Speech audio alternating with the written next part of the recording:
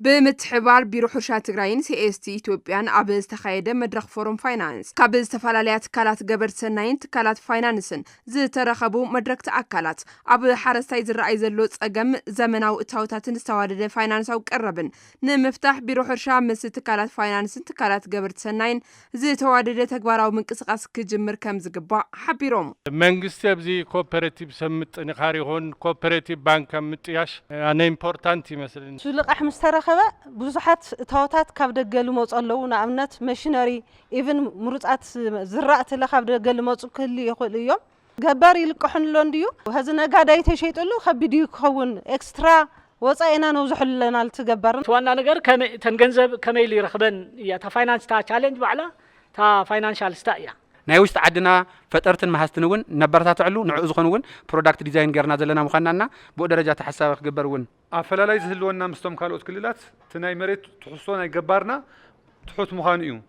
ዘናበይ ንመጽ ማለት እዩ ናብታ ካልእት መማረጺት ሶ ገባራት ኣብ ሓደ ተወዲቦም መን ይኹድዎም ዝኽእል ቶም ኣብ ከባቢ ዘለዉ ናይ ሕርሻ ቢሮታት ወዲቦም ማለት እዩ መማየጥ ጽሑፍ ዘቕረቡ ዳይሬክተር ዕደጋን ልቃሕን ቢሮ ሕርሻ ትግራይ ኣይተ ገብረስላሴ ኪዳኑ 43 ሚእታዊ ሓረስታይ ትግራይ ናይ 10 ወርሒ ዝኣክል ምግቢ ከም ዝረክብ ብምግላጽ ናይ ዝቀንዲ ጸገም ድማ ንሓረስታይ ዝወሃብ ልቃሕ ውስንነት ምዃኑ ኣረዲኦም ናይ ፋይናንስ ባንክታት ዝበሃላ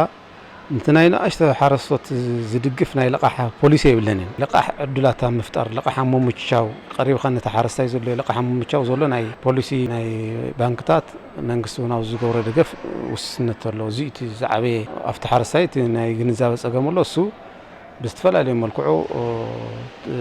ናይ ግንዛበ ምዕባይ ስራሕቲ ሰሪሕካ ክትቕይሮ ትኽእል ኢኻ ሓላፊ CST ኢትዮጵያ ጨንፈር ትግራይ ኣይተ ኣበበ ገብረ ሃዋርያ ትካሎም ልዕሊ 400 ሚልዮን ብር ሓረስታይ ልቃሕ ክረክብ ከም ዘመቻቸወ ብምግላጽ ተወዳዳራይ ንግዲ ዝመርሑ ሕርሻ ንምዝማን ሓረስታይ ብዓቕሙ ዝጠልቦ ልቃሕ ክመቻቸወሉ ይግባእ ኢሎም ተጠቀምቲ ምስ መቕረብቲ ኣካላት ምስ ተፈላለዩ ግልጋሎት ዝህቡ ኣካላት ኣቀናጅኻ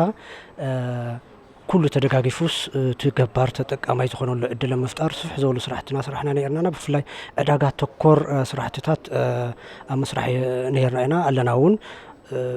من الوقت سقاح الجيب زولو جيزي نبكي 400 مليون زخون لق أحمد صار صراحتي استوهابلو أو كيد مهاوز ركولونا زتوم كروزي بزبل نخدم في دليس لازلنا إذا مدرخ أدالينا حلفي في بيرو حرشة تجراي أيتعلم برهان هاريفيو حرشة تجراي كاب إدنا بقف زي كونس قد أباو حسنا نمرقات نكسرح حرستاي تورا داراي فريات نكونن تكالات فاينانس نقداو حرشة نقدميت كوسلو أب زخلو بوليستاتن أسرارحان لو تيك جبرون أب متشاو لقح كسرحون يجبايلهم حرشة زي تنخ عودة سيكتور إيو صوزي بانكتاتنا رساكوس كالوتنا فاينانس تكالات أب حرشة إنفستيجور تايحيسكم تتنو لكم تلنا ما أنت نحنا خنحجوس أيقونا ما أنت خططرفوا ينعق بحنت وانتف كل تعرف زبال حدا تقط أرتهزبنا نغير لنا كم بيراو لأخنا ونوات لنا كابل على أنت ترفوس لذلكم لعل 8% هزب بحرشة يزنبر من مززر عرفنا قريب تعاقم تدميرو نايحد حد قبر عاقم تدميرو بيزقل العلة ختمات راح تكون اسكاو أبلع عليه